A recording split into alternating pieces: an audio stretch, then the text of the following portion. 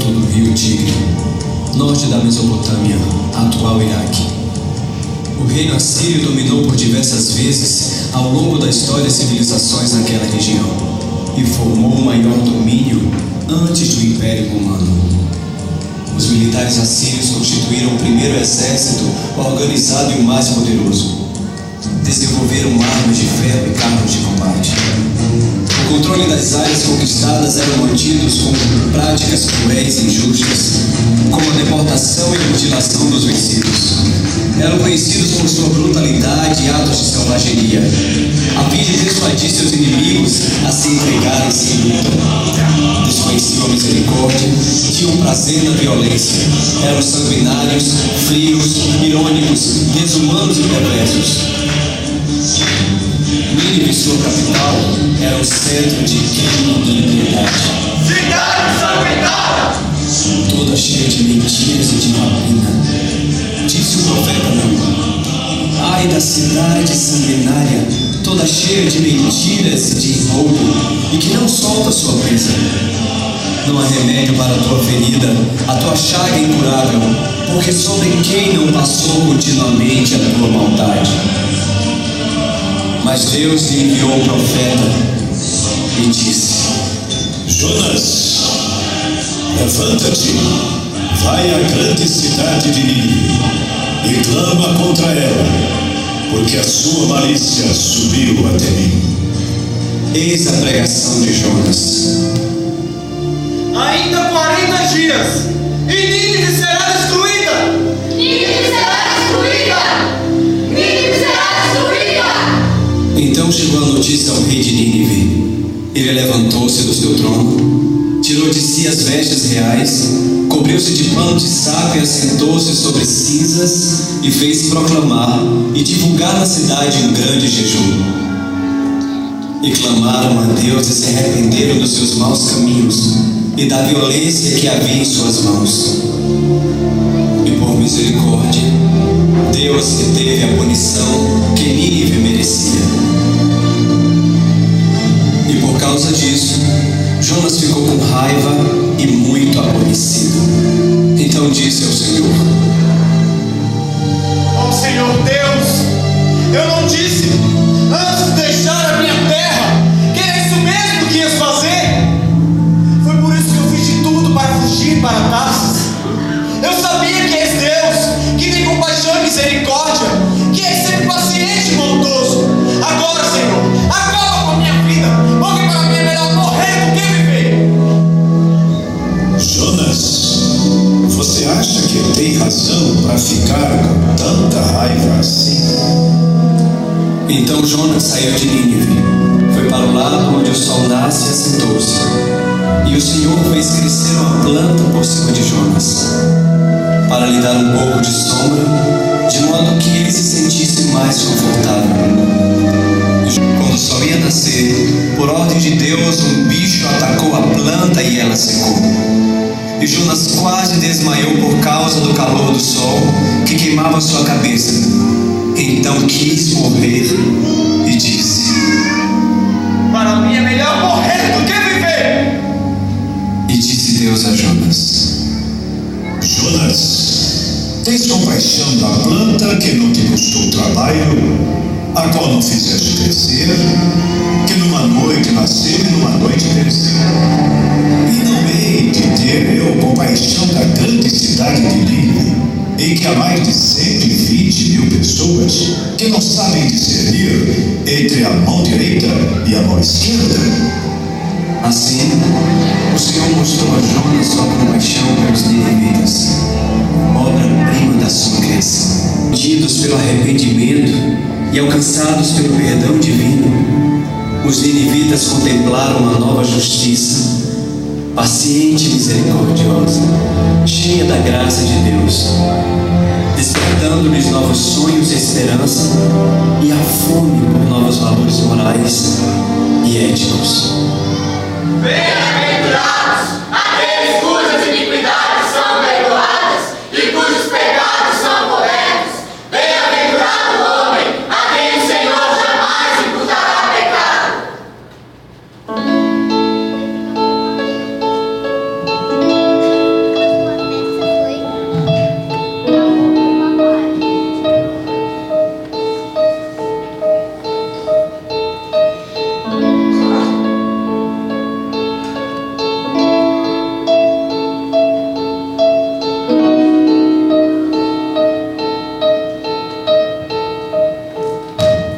reinos se abalam, os povos se curvam, as bocas se abrem, as mãos se levantam para dizer que tu és o rei, para dizer que tu és o Senhor.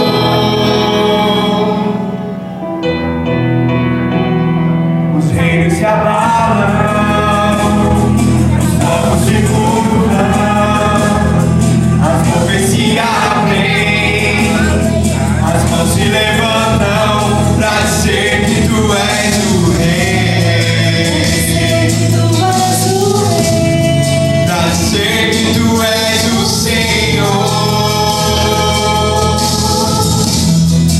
Teu reino é sempre eterno, firmado em misericórdia, justiça e igualdade, bondade e fidelidade. A tua igreja te adora, a tua igreja te adora. Teu reino é sempre eterno, firmado em misericórdia, justiça e igualdade, bondade e fidelidade. A tua igreja te adora, a tua igreja te adora.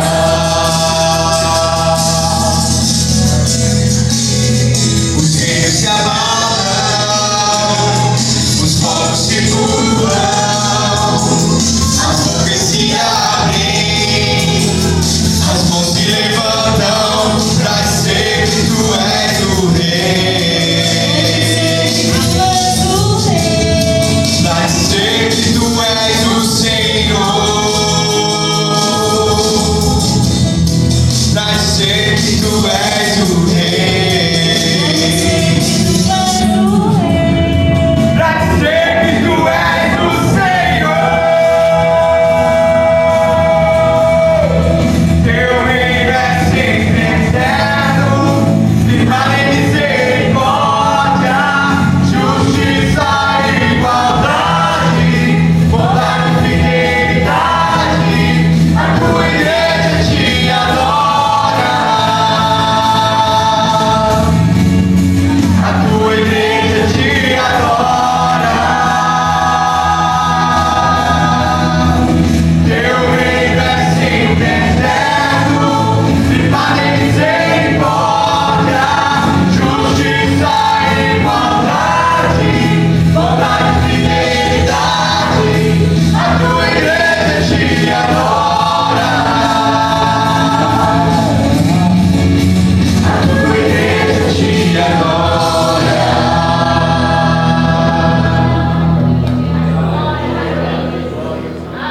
A história de Jonas ocorreu há mais de 2.700 anos.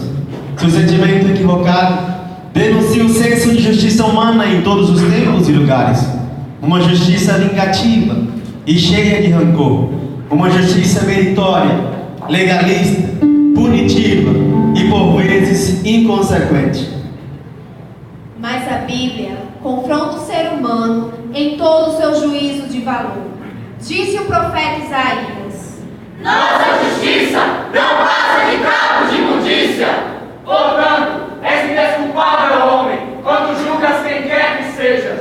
Porque, no que julgas a outro, a ti mesmo te condenas, pois praticas as próprias coisas que condenas.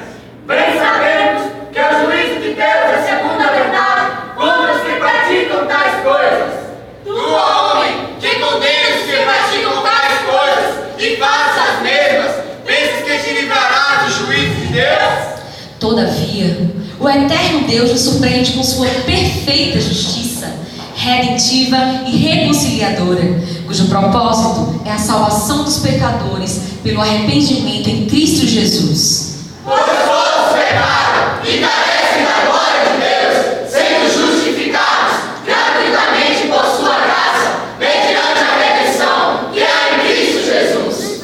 A quem Deus propôs o seu sangue como propiciação mediante a fé, para manifestar a sua justiça, por ter Deus, na sua tolerância e deixando impunes os pecados anteriormente cometidos, tendo em vista a manifestação da sua justiça no tempo presente, para Ele mesmo ser justo e o justificador daquele que tem fé em Jesus. Portanto, a justiça divina é o decreto à redenção dos povos, para a glorificação do justo juiz. O Senhor fez notória a sua salvação, manifestou a sua justiça perante os olhos das nações, porque justiça e juízo são a base do seu trono. A justiça divina excede toda a justiça humana. O que a faz é tão sublime e supremóvel e elevada, indescritível perante os homens. A justiça divina é a virtude moral que fala acerca do próprio Deus, de sua honra, de sua retidão, do seu caráter e também do seu amor, de forma que a mente humana é incapaz de interpretá-la. Dizer que a justiça é um atributo divino é declarar que Deus sempre age segundo o que é justo, porque Ele mesmo é o padrão definitivo do que é justo. Justiça, santidade, sabedoria, bondade comunicam a perfeição do seu ser. Porque toda boa dádiva e todo dom perfeito são lá do alto, descendo do Pai das luzes, em quem não há mudança, nem sombra de variação. Ao contrário do homem, Deus nunca cometeu injustiça, não comete erros no seu julgamento e jamais cometerá enganos. Deus não é homem para que minta, nem filho do homem para que se arrependa. Porventura, tendo ele prometido, não o fará? Ou tendo ele falado, não o cumprirá? Se não formos fiéis, Cristo continua sendo fiel, pois ele não pode ser falso para si mesmo. Suas obras são perfeitas, porque todos os seus caminhos são juízo. Deus é fidelidade, e não há nele injustiça. É justo e reto. És Rei poderoso, que amas a justiça, estabeleces a equidade, executas juízo e justiça em seu povo. Portanto, és inteiramente digno de louvor.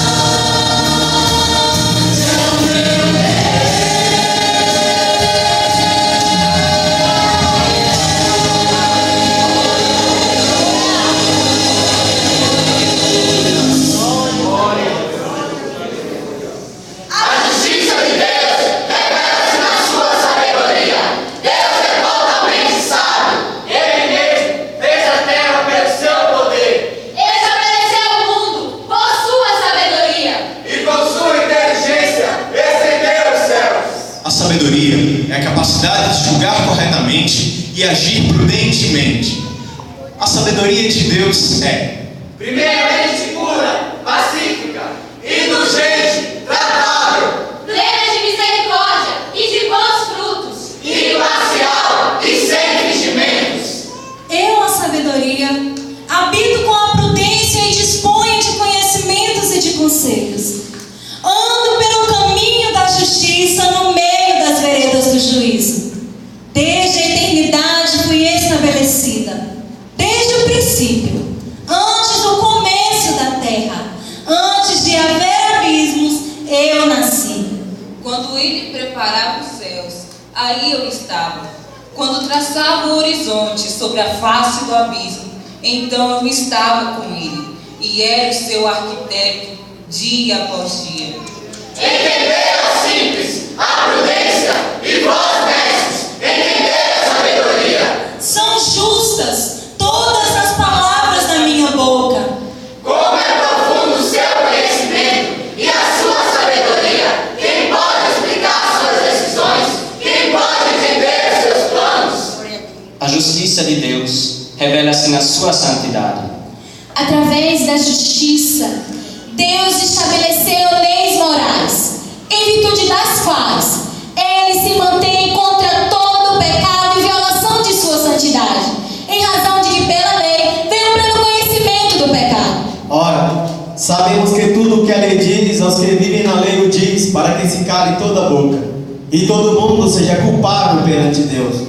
A sua lei reflete sua retidão, integridade e pureza. Por conseguinte, a lei é santa e o mandamento, santo, justo e bom. Ele zela pelo cumprimento de seus desígnios e pela busca de sua própria honra, em conformidade com a perfeição de seu caráter santo.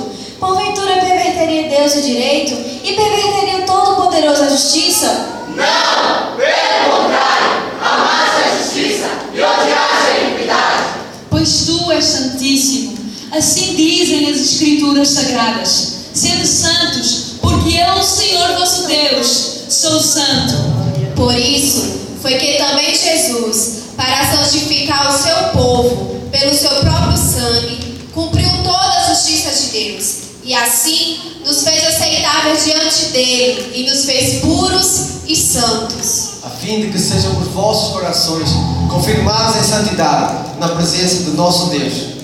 Para aprovardes as coisas excelentes e seres sinceros, inculpáveis para o dia de Cristo, cheios de fruto da justiça, o qual é mediante Jesus Cristo, para a glória e louvor de Deus. Por isso, amados irmãos, assim como ofereceram os membros do seu corpo em escravidão, a impureza e a maldade, assim oferecei agora os vossos membros para servirem à justiça, para a santificação. Porque vós sois dele, em Cristo Jesus, o qual se tornou da parte de Deus sabedoria, justiça, santificação e redenção. Grandes e admiráveis são as tuas obras, Senhor Deus Todo-Poderoso. Justos e verdadeiros são os teus caminhos, ó Rei das nações. Quem não temerá e não glorificará o teu nome, ó Senhor? Pois só tu és santo, por isso todas as nações irão e adorarão diante de ti. Porque os teus atos de justiça se fizeram manifestos.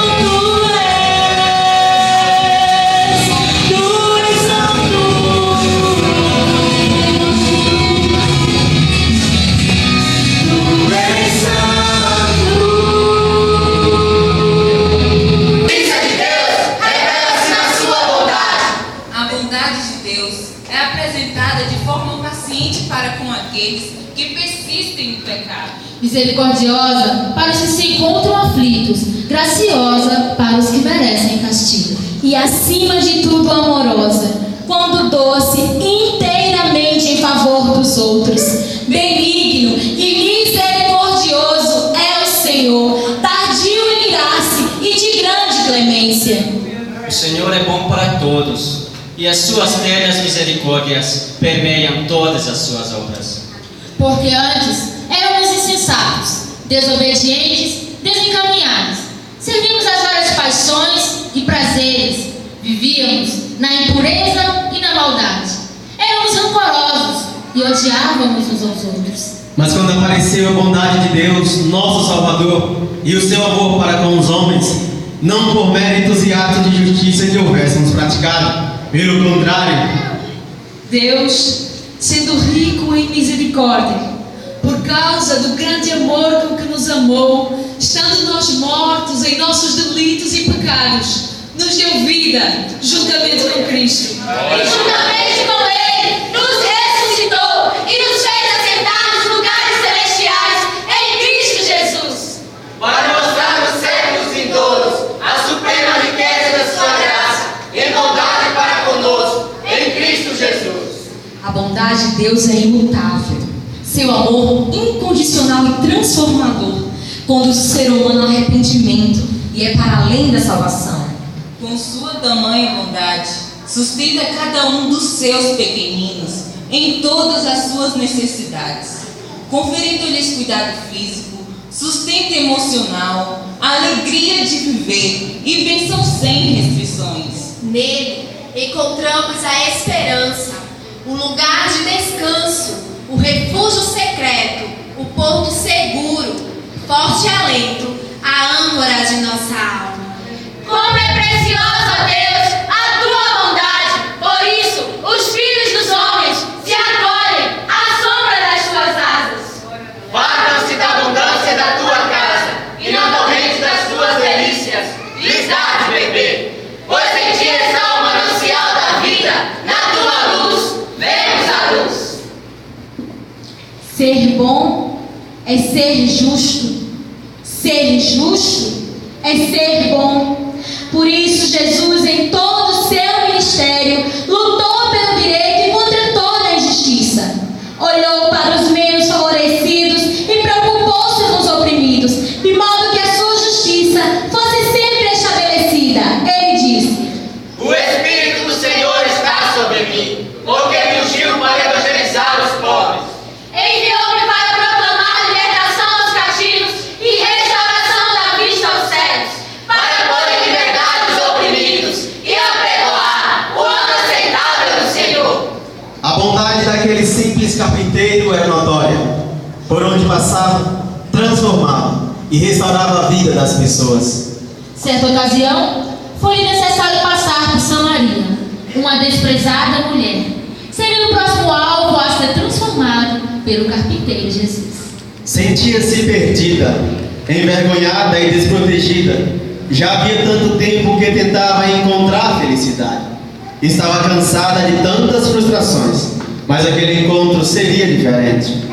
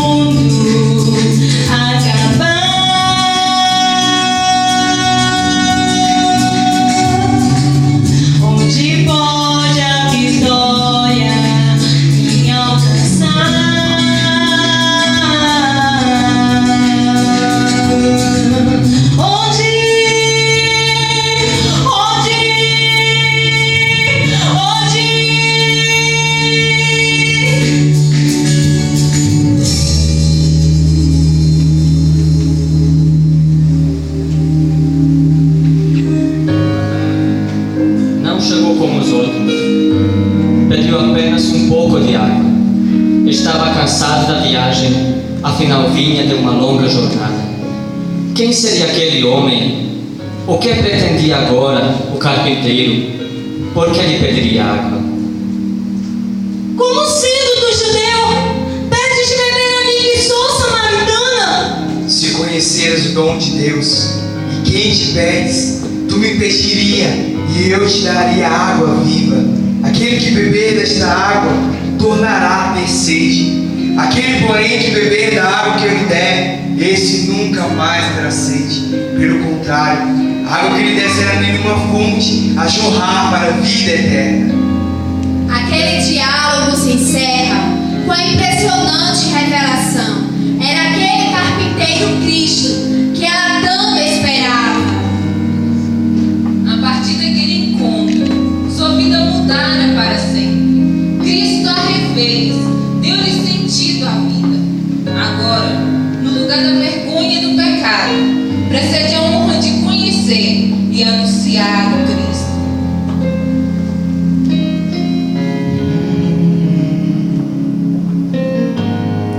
Não importa quem você é, não importa o que você fez, Jesus conhece o seu interior também.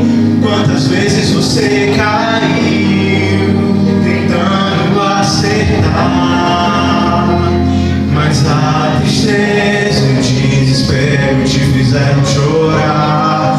Não importa pra onde você foi, se na escuridão da noite Ele apaga o teu passado e não desiste de você.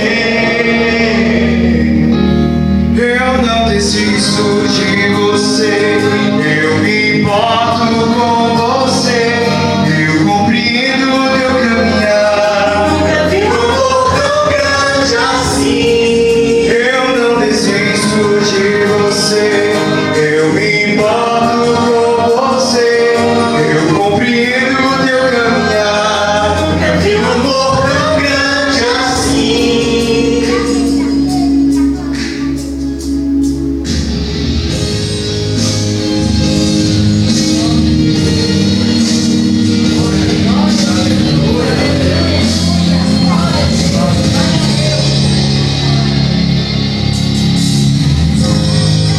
Não importa pra onde você foi, se na escuridão da noite eu apago o teu passado, não desisto não. Não importa pra onde você foi, se na escuridão da noite eu apago o teu passado e não desisto de você. Ele não desiste de você, ele se importa com você, ele compreende o seu caminhar. Nunca vi um amor tão grande assim. Ele não desiste de você, ele se importa com você, ele compreende o seu caminhar. Nunca vi um amor tão grande assim.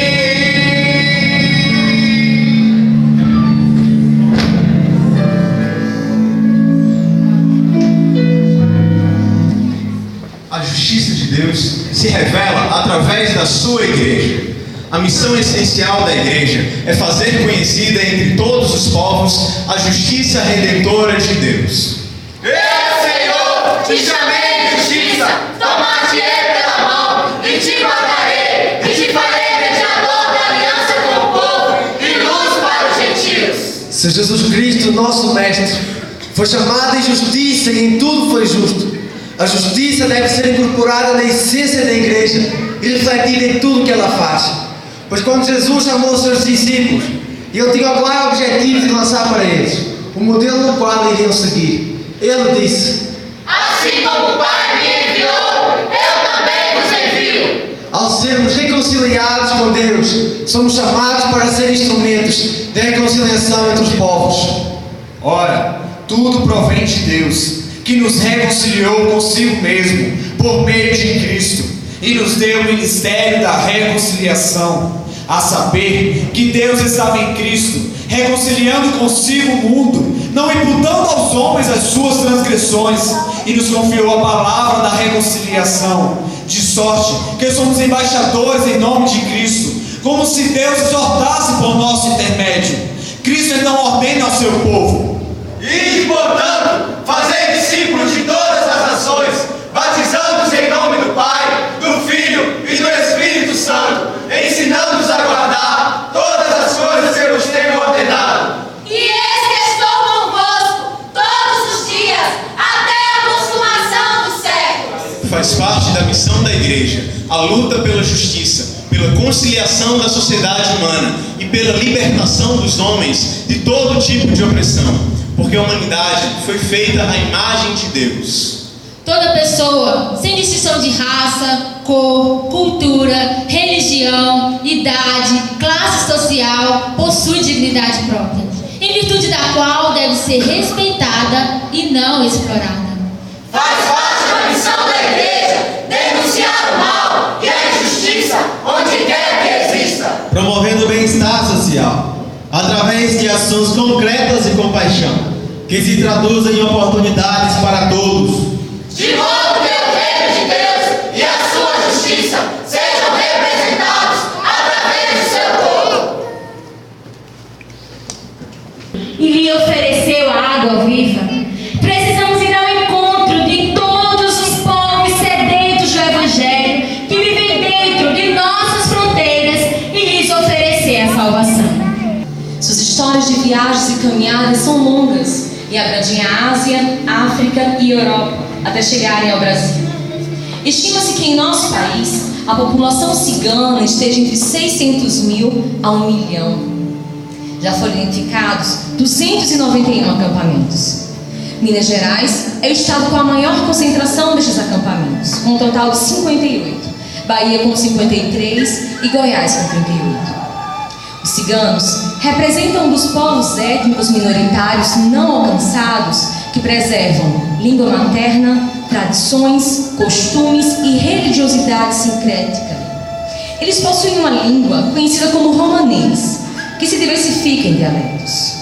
Encontramos por todo o território brasileiro comunidades ciganas, nômades ou sedentárias, e muitas delas vivem à margem da sociedade majoritária, sem acesso à saúde, educação e cidadania, recebendo pouca valorização cultural. Os ciganos são seres humanos amados por Deus. Portanto, igreja, evangelizá-los não é uma opção, é uma ordem divina.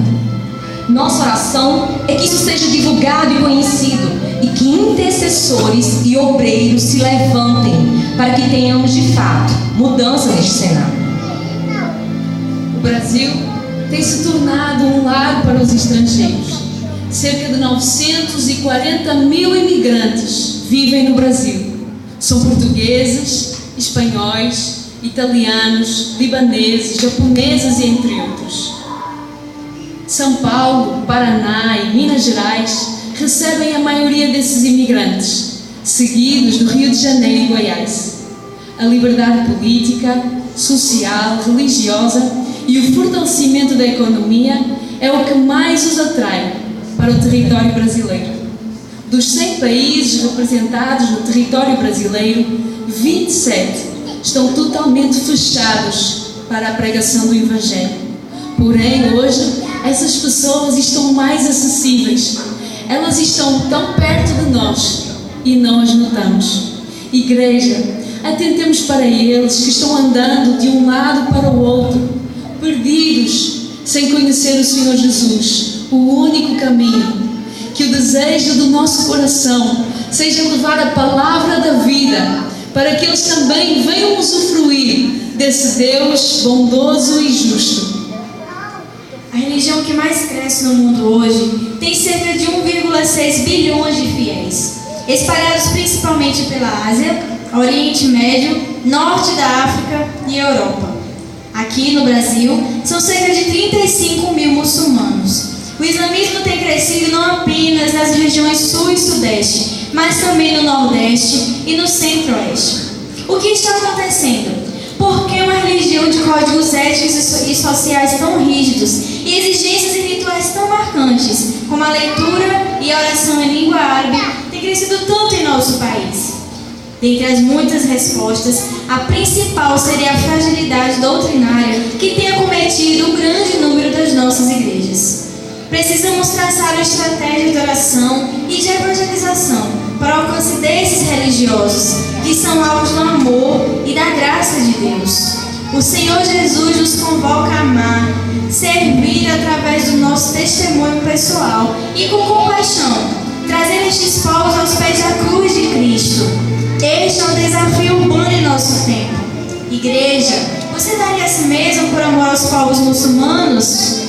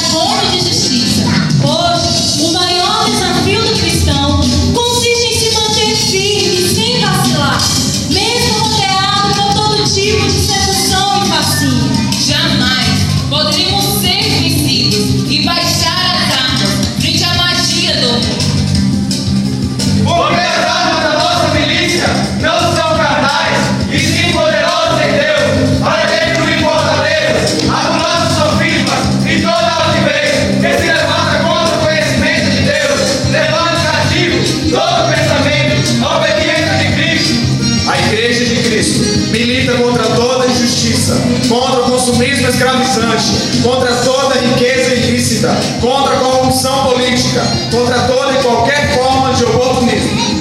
A Igreja de Cristo milita contra a tirania dos grandes, contra a opressão dos menos favorecidos, contra todo tipo de violência, contra toda maldade. A Igreja de Cristo milita pela unidade em Cristo, pelo estilo de vida simples e desapego a padrões desse mundo, pelo fortalecimento do corpo de Cristo, mediante a palavra. A Igreja de Cristo milita pela proclamação do Evangelho, pela libertação de vidas, mediante o conhecimento da cruz e pela glorificação do justo juiz entre os povos. Por isso, amados irmãos, não negligencieis a prática do bem e a mútua cooperação, pois com tais sacrifícios Deus se compraz. E vos aperfeiçoe em todo o bem, para cumprirdes a sua vontade, operando em vós o que é agradável diante de Deus. Sede vigilantes, permanecei firmes na fé, fortai-vos para o bem. Porque vem sem demora, e comigo está o galardão, para dar a cada um segundo as suas obras. Pois não há outro Deus, senão eu. Deus justo e salvador, não há além de mim. Eu sou Deus e não há outro. Diante de mim, todo joelho se dobrará e toda língua confessará. De mim se dirá, tão somente no Senhor, a justiça e força. Então, o justo juiz será glorificado entre todos os povos, porque todas as nações conhecerão a sua justiça, confessarão o seu nome e o exultarão para todos sempre. E glórias, eternas glórias lhe darão. Portanto, celebrai a Jesus, pois é o único digno de louvor. Portanto, celebrai a Jesus, pois é o único digno de louvor. Portanto, celebrai a Jesus, pois é o único digno de louvor. Amém!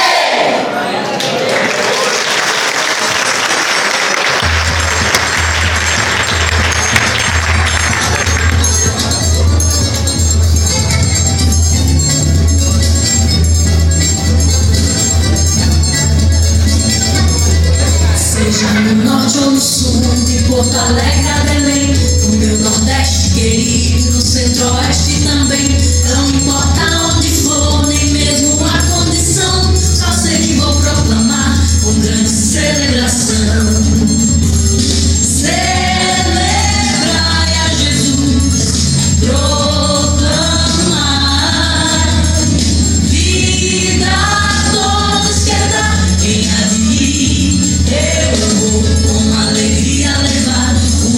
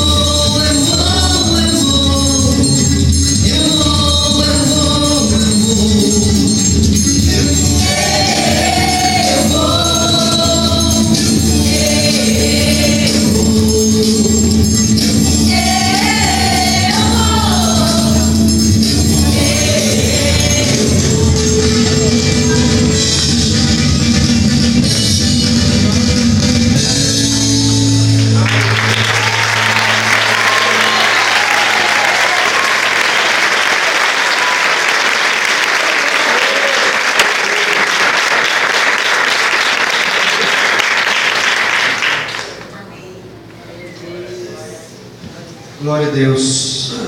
É maravilhoso, irmãos, poder celebrar o nome do Senhor Jesus e estar num momento como esse alegre e poder ter ouvido a palavra do Senhor e poder se deleitar nesse momento. Mas quantos não têm esse prazer? Quantos estão longe sem mesmo saber que existe um nome que está acima de todo nome, um nome bendito e precioso, o nome de Jesus. E eu falo isso, irmãos, não de povos distantes, mas aqui, no nosso próprio quintal. Muitas pessoas nunca ouviram falar de Jesus. Deu um testemunho do ProMIB, que é um projeto de ação missionária do Betel brasileiro, que as irmãs foram evangelizar numa cidade do setor na Paraíba. E chegando lá, elas perguntaram: meu irmão, você já ouviu falar de Jesus? Ele, quem? Jesus? Eu não conheço não, e se ele mora por aqui, eu também não conheço. Essa é uma realidade, irmãos, que deveria assombrar a igreja, e muito mais o Brasil, porque é um país de uma certa forma cristão. E hoje nós somos quase 40 milhões de evangélicos. Amados,